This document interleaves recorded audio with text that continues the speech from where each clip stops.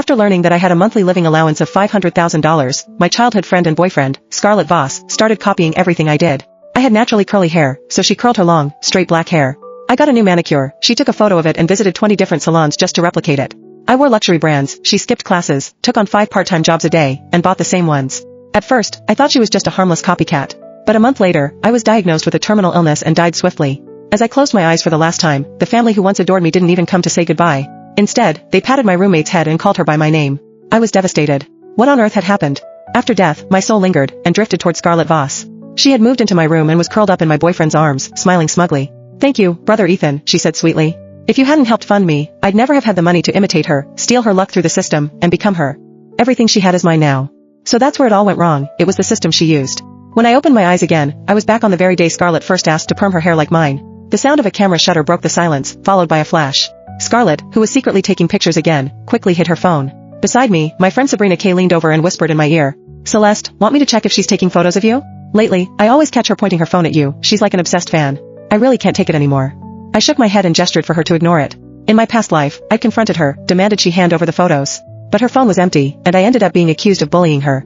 That same night, her previously straight hair was suddenly permed to match mine, same color, same curl, same length.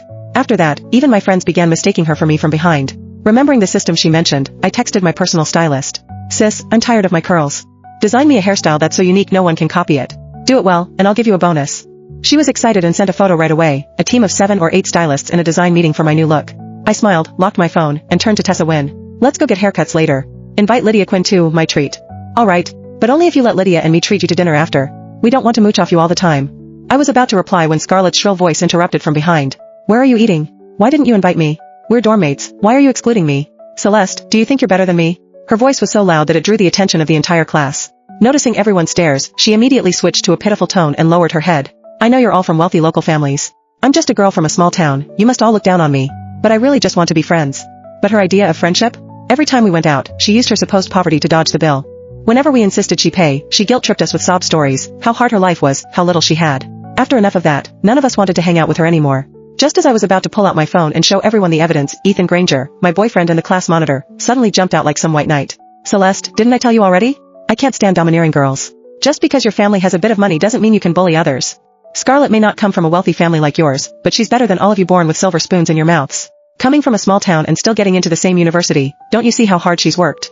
Listening to him go on and on about poverty and watching him defend Scarlet so righteously made me feel sick. If my family hadn't sponsored him, he'd still be stuck in that remote village, turning screws in a factory.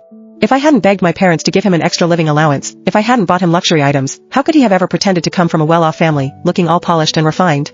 But Ethan wasn't grateful at all.